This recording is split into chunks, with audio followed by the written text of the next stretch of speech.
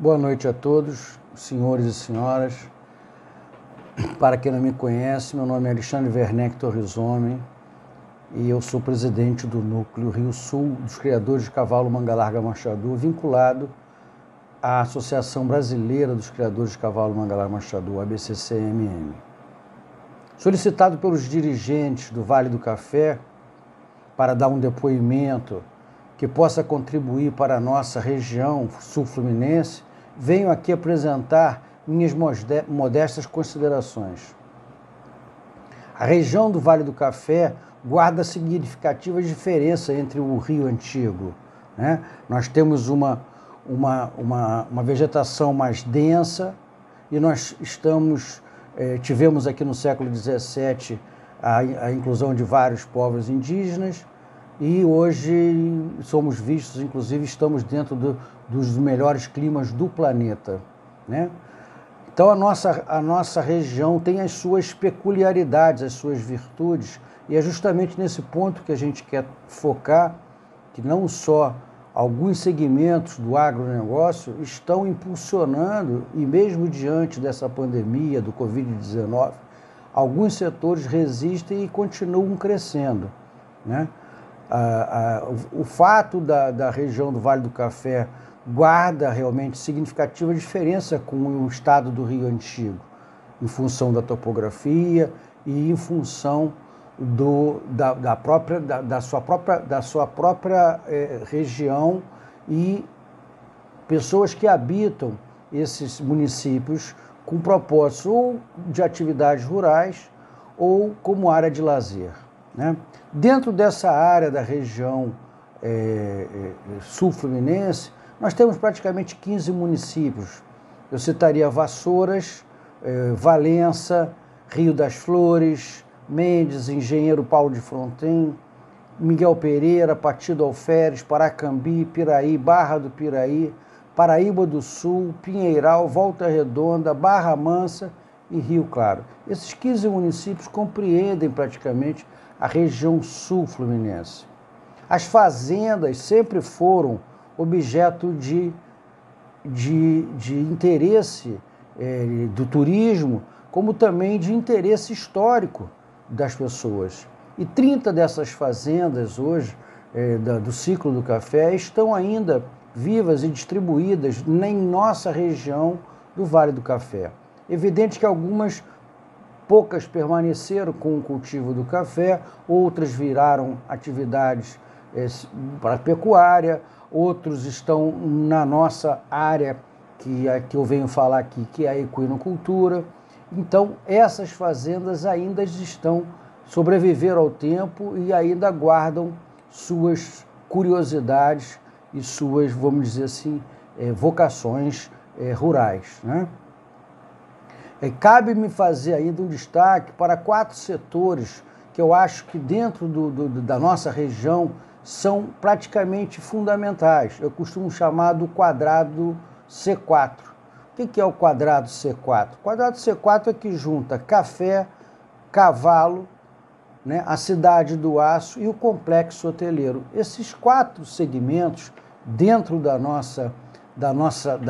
do nosso habitat, né, dentro da nossa região do Vale do Café, são 4 segmentos pujantes, resistentes e que mantêm, vamos dizer assim, praticamente grande parte da sua economia e da sua vocação.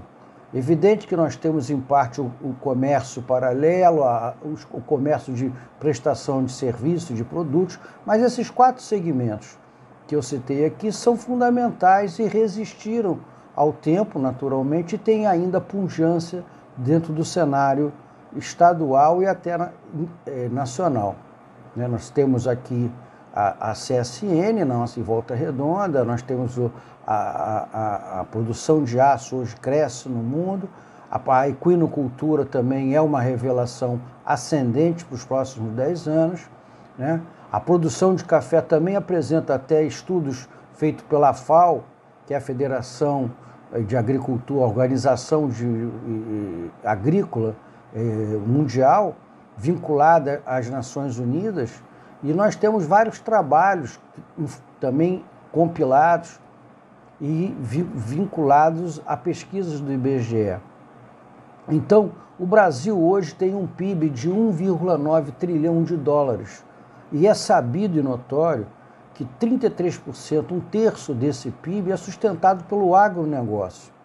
Agora, vejam bem, se uma das 10 maiores economias do planeta tem o Brasil, está figurando entre essas teses, é evidente que essa flutuação, porque nós estávamos em oitava economia do mundo, caímos para 10º, chegamos a bater em 12º, em função da flutuação do câmbio, do dólar, que no nosso país deu uma despachada, e a gente com isso perdeu para a Itália, para alguns outros países que nós estávamos bem na frente, mas mais em função da oscilação de câmbio do que propriamente na perda da nossa capacidade produtiva, né?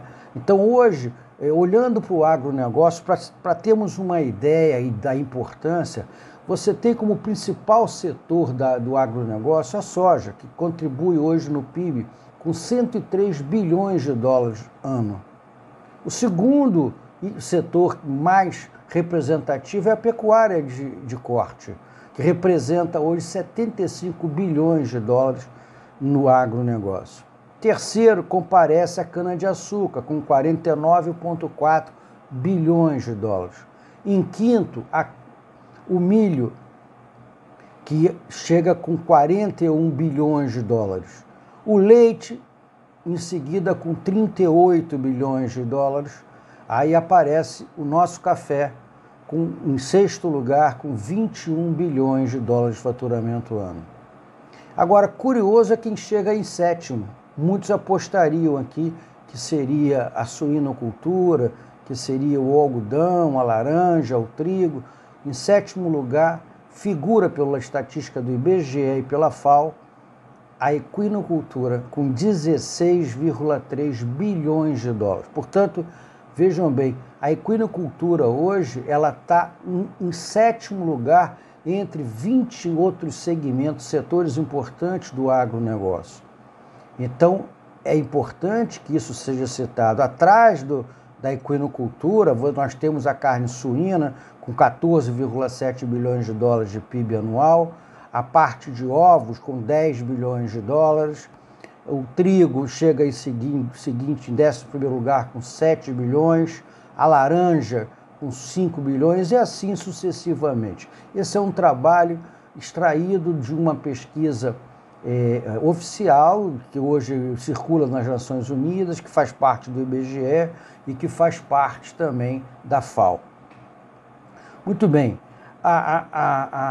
aqui não citamos, evidentemente, commodities, que muitos colocam a commodities como petróleo, como uma matéria-prima e coloca isso dentro do contexto. Aqui nós não estamos dentro desse cenário abordando a importância do petróleo, porque é uma matéria, apesar de ser uma commodity de exportação, ela não está no agronegócio, né? Então, os comentários que eu gostaria de citar é o seguinte: independente do cavalo ter essa pujança, essa representatividade dentro da economia do Brasil, ele tem características próprias muito interessantes que não podem deixar de serem citadas.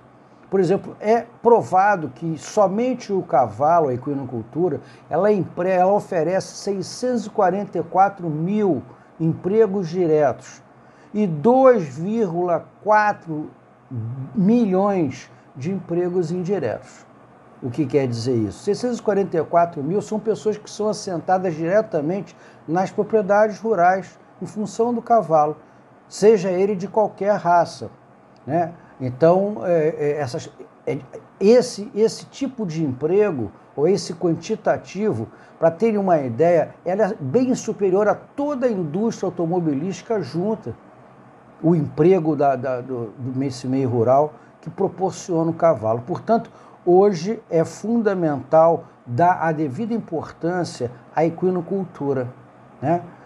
A equinocultura também tem como principal fatia no mercado, se nós pegarmos os trabalhos e as compilações, A raça que vem em primeiro lugar e que se destaca no topo das 20 e poucas raças que figuram ou transitam no Brasil é, sem dúvida, o manga larga marchador. O manga larga marchador representa sozinho mais de 30% de todas as outras raças que circulam no Brasil. Portanto, não há que se falar,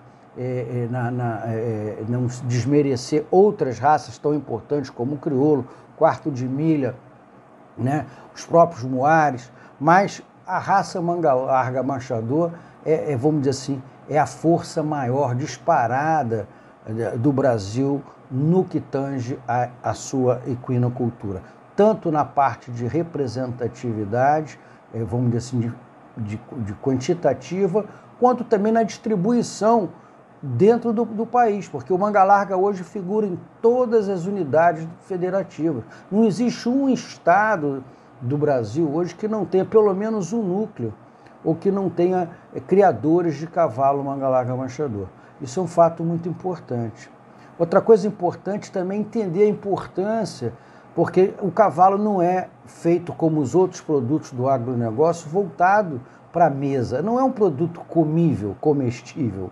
O cavalo ele é voltado para um segmento diferenciado, que é o lazer, que é o esporte, que é o trabalho. Então, se nós olharmos o cenário, o planeta, hoje, como seria, vamos dizer assim, o cenário internacional do planeta mundial em relação aos rebanhos de equinocultura? Bom, então nós temos aí, nos Estados Unidos, 9,5 milhões de cabeças de cavalo, de diferentes raças. Em segundo lugar, vem a China, com 6,8 milhões de cabeças na China. Em terceiro lugar, comparece o México, com 6,3 milhões de cabeças.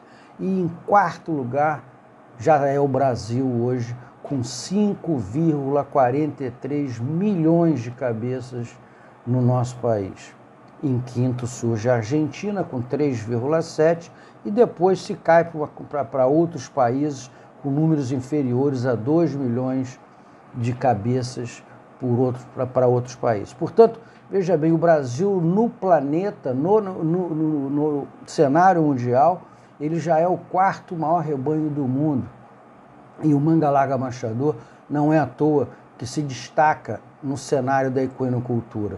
Eu tenho a convicção, não como criador há 33 anos, mas como presidente do núcleo também, de que nós, criadores de manga larga marchador, temos, se não o melhor, uma das melhores raças do planeta. E por isso há muita expectativa e é visto como um grande investimento trabalhar com cavalo. No entanto, trabalhar com cavalo também é um perigo. Tudo que você faz na vida ele tem chance de dar certo e dar errado. Criar cavalo não é para amador. Criar cavalo não é vender panqueca. Criar cavalo não é brincadeira, não é coisa simples de ser feita. É preciso muito estudo, muita dedicação e é uma coisa que exige muito, tanto no aspecto de planejamento como também financeiro. Não é não tem um custeio barato, né?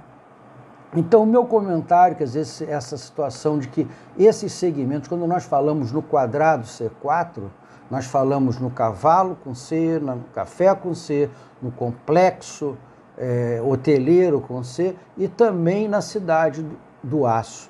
Esses 4 Cs dão uma estrutura, um quadrado de alta potência e principalmente na nossa região aqui do Vale do Café. Eu chamo a atenção dos senhores porque até pouco tempo, eu diria que até uns 3, 4 anos, eu vi alguns governantes, sejam eles do Estado, secretários do Estado, prefeitos, secretários municipais, que não estavam dando a devida dimensão da importância da equinocultura no mundo dos negócios. Agora eu acho que praticamente eu poderia quase afirmar, sem receio de errar, de que o cavalo ele já angariou o respeito de governantes, sejam eles do Estado ou dos municípios, porque eles percebem da importância econômica, né, e da quantidade de empregos que esse segmento oferece ao mercado. Ele assenta o homem ao campo, ele evita o êxodo rural, e evitando o êxodo rural, ele também contribui para a diminuição da criminalidade nas grandes metrópoles.